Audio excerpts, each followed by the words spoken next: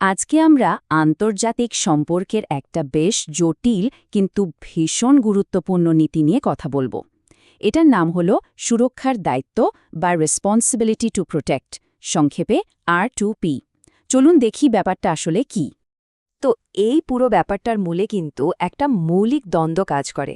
মানে একদিকে আছে একটা দেশের সার্বভৌমত্ব, তার নিজের অধিকার, আর ঠিক তার উল্টো দিকে আছে বলতে পারেন পুরো বিশ্বের একটা সম্মিলিত বিবেক। প্রশ্নটা কিন্তু মোটেও সহজ না, আর এর উত্তর খুঁজে বের করতে আন্তর্জাতিক সম্প্রদায়কে দশকের পর দশক ধরে রীতিমতো লড়াই করতে হয়েছে। একবার ভাবুন তো, একটা দেশের সীমানার ভেতরে যখন ভয়াবহ মানবিক বিপর্যয় ঘটছে, তখন কি বাকি বিশ্ব শুধু হাত গুটিয়ে বসে দেখতে? এই যে দ্বন্দ্বটার কথা বললাম, এখানে সেটা আরও পরিষ্কার হয়ে যায়। দেখুন, পুরনো ধারণা বা ঐতিহ্যগতভাবে সার্বভৌমত্ব মানে কি? মানে হলো একটা দেশ তার নিজের সীমানার মধ্যে যা খুশি করতে পারে, বাইরের কেউ তাতে নাক গলাতে পারবে না। কিন্তু ঠিক এখানেই বিশ্ব বিবেকের প্রশ্নটা বড় হয়ে দেখা দেয়। যখন সেই দেশের ভেতরেই গণহত্যা বা মানবতার বিরুদ্ধে অপরাধের মতো ভয়ঙ্কর কিছু ঘটে, তখন কি বাইরের বিশ্বের আসলেই কোনো দায়িত্ব থাকে না? জাতিসংঘের প্রাক্তন মহাসচিব কফি আনানের এই কথাটা শুনুন। এই একটা উক্তিই কিন্তু পুরো বিতর্কটাকে একেবারে বাস্তব পৃথিবীর ভয়াবহ ট্র্যাজেডির সামনে এনে দাঁড় করিয়ে দিয়েছিল। রোয়ান্ডা আর স্রেব্রেনিৎসার গণহত্যার মতো ঘটনাগুলো তো চোখে আঙুল দিয়ে দেখিয়ে দিয়েছে, তাই না? যে শুধু সার্বভৌমত্বের দোহাই দিয়ে চুপ করে বসে থাকলে তার ফল কতটা মারাত্মক হতে পারে। তো এরকম ভয়াবহ অভিজ্ঞতা আর এত কঠিন সব প্রশ্নের ভেতর থেকেই কিন্তু একটা নতুন সমাধানের চিন্তা জন্মালো। ব্যাপারটা হলো, আগে মানবিক হস্তক্ষেপ বা হিউম্যানিটেরিয়ান ইন্টারভেনশন নামে একটা কথা চালু ছিল, কিন্তু এই শব্দটা নিয়ে অনেক বিতর্ক ছিল। অনেকে মনে করত এটা আসলে শক্তিশালী দেশগুলোর দুর্বল দেশের উপর খবরদারি করার একটা অজুহাত।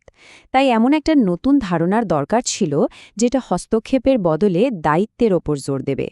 তাহলে চলুন দেখি এই ধারণাটা কিভাবে বাস্তবে এলো। এর শুরুটা কিন্তু হয়েছিল কফি আনানের সেই প্রশ্নটা দিয়েই।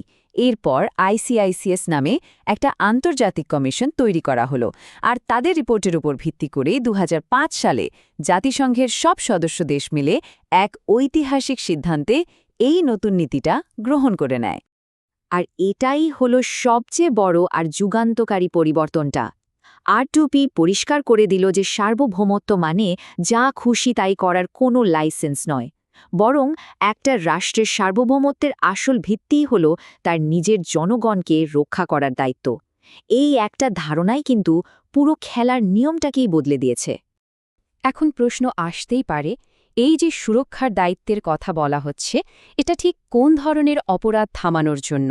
এটা কি যে কোনো ঝগড়া বা সংঘাতের জন্যই? না, একদমই তা নয়। এই নীতিটা কিন্তু সব ধরনের ঝামেলা বা মানবাধিকার লঙ্ঘনের জন্য না। এটা বিশেষভাবে শুধু 4টা সবচেয়ে ভয়াবহ আন্তর্জাতিক অপরাধের জন্য প্রযোজ্য।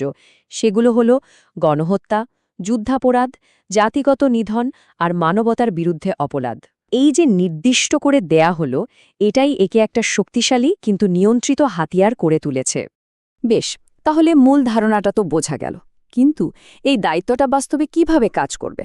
এর একটা কাঠামো আছে, যা কয়েকটা স্তম্ভ বা পিলারের ওপর দাঁড়িয়ে। চলুন সেগুলো একটু দেখে নেওয়া যাক। এর কাঠামোটা কিন্তু বেশ যুক্তিসঙ্গত।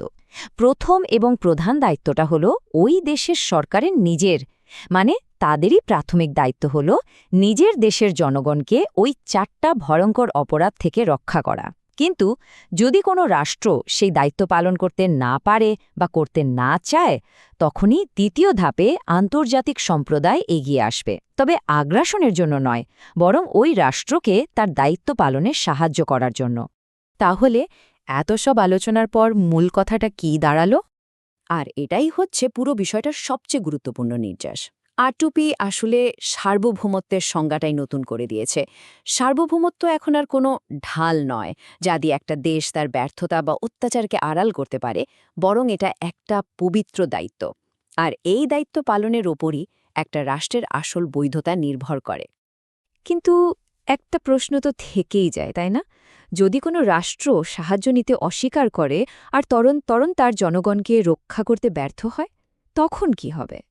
আমরা তো এখানে সুরক্ষার দায়িত্বের প্রথম দুটো স্তম্ভ নিয়ে কথা বললাম, কিন্তু এই প্রশ্নটা আমাদের তৃতীয় এবং সবচেয়ে বিতর্কিত স্তম্ভের দিকে নিয়ে যায়, আর সেটা হলো বলপ্রয়োগের প্রশ্ন।